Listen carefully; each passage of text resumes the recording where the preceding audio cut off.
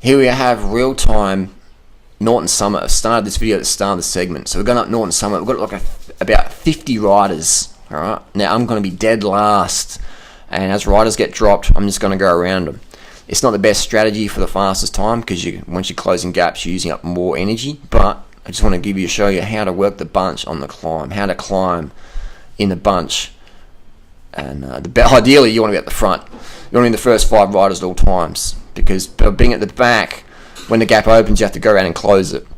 But if you're in the front top 5, you'll be alright. So the bunch is already starting to crack. We're doing maybe 400 watts right now. And you can see everyone's cadence back here, pretty slow. And they're going to look at that. The gap's already started opening. We're only 46 seconds in the climb and it's already splitting up like a broken boat.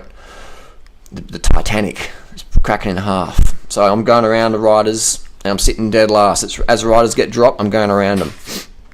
And just see, at all times on this video, I'll be dead last rider most of the time, especially for the first 10 minutes anyway. Just to show you cadences, things like that. So see that flashing light there on the right? In Audax riding, the rule is you can't have a flashing light in a bunch. You have to have it on just solid state, and that way there's less distraction of the rider in front, rider behind, the flashing. So when you see me in the bunch, I always have my light either turned it off in the bunch or I just have it on just solid state, so there's no flashing. Because flashing almost give you an epileptic shock when you're trying to do 400 watts. So let's have a look at everyone's cadence, spinning versus grinding. And look at that, another gap's opened up. It's breaking up again. So you've got to really pay attention and close that gap as soon as it opens up. Because if you don't, the big gap gets in there. When you're going this fast, you're going to lose that aero drafting effect. And it's just, you can always go faster when you're with other riders. You feed off their energy, feed off everything else. So we're 2 minutes in. Right in the blue jersey left grinding, he's not going to last very long because we're doing like 400 watts. And if we're doing 400 watts and your cadence is 50, you're going to be producing so much fatigue, metabolites, lactic acid, hydrogen ions, etc. You're going to be popped. You're going to be popped pretty quick. Doesn't matter how good a rider you are. So if you can grind at that wattage, once you learn to spin, you'll be flying. You'll be flying. Someone said, can you call watts wallabies? Wallabies. So 7 wallabies per kilo. Like we can do that in Australia. We'll call them wallabies, eh? That's a good term. So we're cruising up here. Look at everyone's cadence. Pretty good. Reasonably good. The guy on the right, he could pick his cadence up a bit more. Because again, when your cadence goes under 80, you're producing a lot more fatigue metabolites. Look at Green Shoes there. Green Shoes, he's got a good cadence there. Just makes it easier. This is hard enough. Don't have to make it any harder. Spinning. Chris Froome, Lance Armstrong, even Jan Ullrich. Look at Jan Ullrich time trialing. His cadence is very high. It just produces more power. You can produce more power or the same power and hold that power longer if you're spinning at least 90 cadence. Passing riders on the left there. What do these Saleh riders think of us in this big bunch flying up the mountain? They must think these guys are all on EPO or something. Because we're passing people like they're standing still. A little gap open there. When the bunch is in a single file, you know it's going full gas. If it's still 2 abreast, it's moderate. But when they're in the Tour de France, etc., when you see it like strung out in one line, then they're going full gas. Full gas. And when you're in the bunch, always pay attention to what's up the road. Have your fingers near your brakes and avoid having your head down. Otherwise, you might get slammed by a car coming down, or you just might hit the rider in front of you and crash. And it's a good way to learn the bunch is going uphill, because if you do crash, you're going to go on 25, 30k an hour, so it's a lot safer than on the flat at 50k an hour. So learning how to ride a bunch is best on an uphill. And be wary that leave enough gap between you and the rider in front, because if they get out the saddle, their back wheel is going to kick back and might take out your front wheel. So leave at least a half-meter gap, or just be to the side of them, etc. Just pay attention to where your front wheel is, and just be feathering your brakes. Again, there's another gap. Look at that. Oh man, there's gaps opening everywhere. It's getting strung out now. There's acceleration going on, and so I'm just trying to close the gap as soon as possible and pay attention to what's on the road in front of me. Riders on my left, cars coming down on the right. Gap City, baby. Gap City. So 5 minutes in, you can see the riders of the low cadence are not going to hold on at this power because it's hard. It's hard, Yakka. It's hard. You're getting dropped. No, I'm not getting dropped. I'm still this is the bike's the camera's on my bike, mate. Oh, okay. I'll get dropped later on, not this early. You drop those. If I'm getting dropped, who's filming? Figsy? So I've gone around the riders. That's why I'm taking photos there. Look, Greg. So I'm just going around here, and there's more oh, look at that. There's another acceleration. You can see that. Another acceleration. So we're moving up. And it's all about knowing what wheels to follow, because some riders don't have the fitness. They're going to get popped soon. So if you sit on their wheel, you might get popped as well. So when you ride the bunches, you learn what wheels to follow, etc. It's just an art. It's good fun, man. This is good fun. A bit of banter in the bunch, a bit of trash talk, and everyone gets fitter. And that's all good. Don't take it personally. And you can see everyone here is fucking lean. Everyone in this bunch is fit. You know, this is a fit fucking bunch. Fit motherfuckers. We're going up a climb here. The guy on the orange helmet there, watch him later on. He was he shredded it up, tore it up, laid down some wallabies, some wattage. And so they sort of regrouped a bit here. You can see that again. The bunch is sort of 2 or 3 abreast. It means the pace is down a bit. It's just going a bit more cash, and it's going to get strung out again pretty soon. Alright, so we're just holding on here, getting ready for the next acceleration. It's a Canyon bike down there. Like Canyon taking off, aren't they? Not a bad finish, the old Canyons. Warranty's a bit low though. I still prefer my Giant, but the finish is quite nice. I think they're coming out of the Giant factory anyway. But they're gaining popularity here in Australia. Past the night left. Now another acceleration coming on.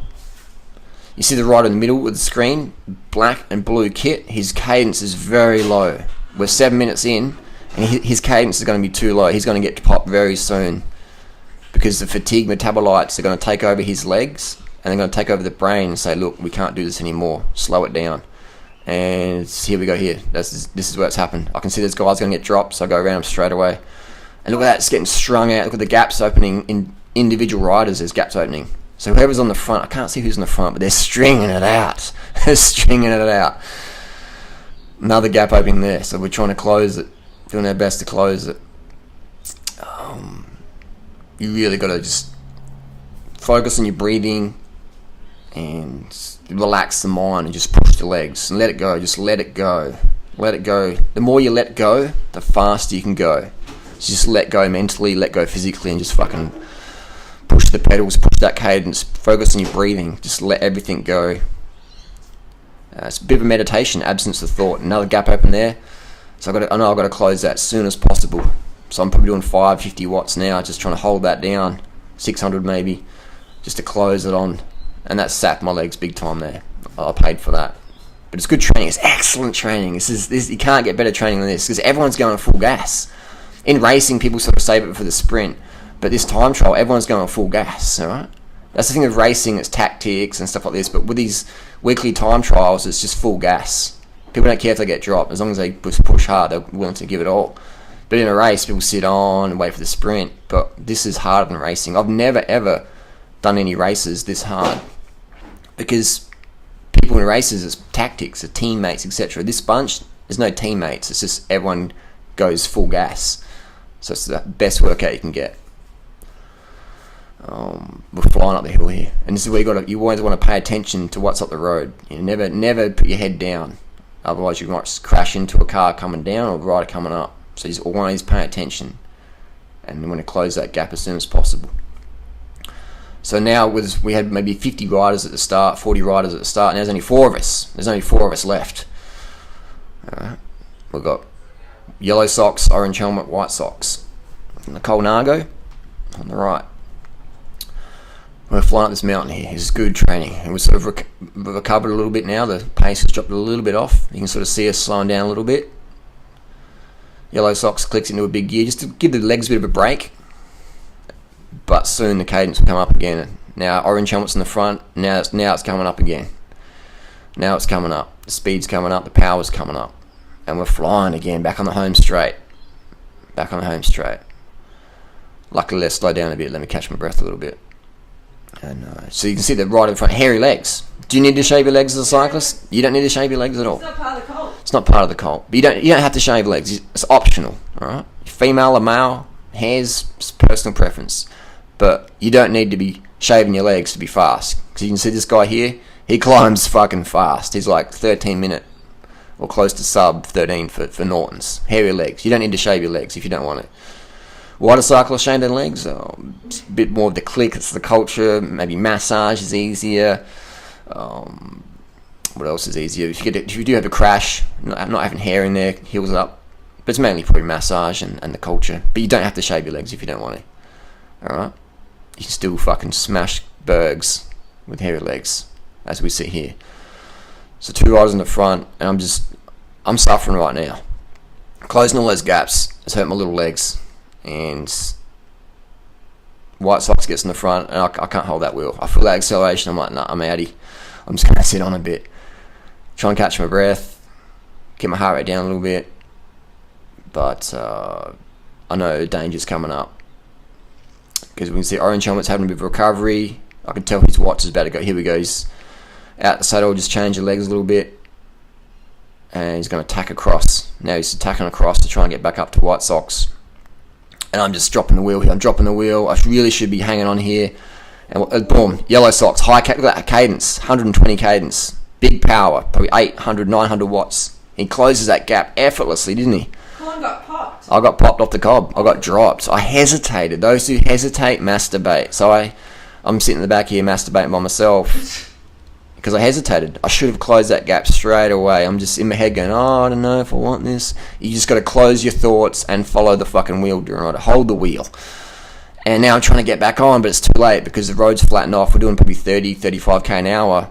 And if you got 3 guys versus 1 on the flat road swapping off, you're never ever going to get back on. You're just not. So I've just made a massive mistake there. I didn't hold the wheel, and when the gap opened, I didn't close it. And when the rider went around me, I didn't jump back on. So you got to just chew your stem for maybe 10 seconds just to hold that wheel, get back on, get that draft. Otherwise, this is what happens. You get dropped.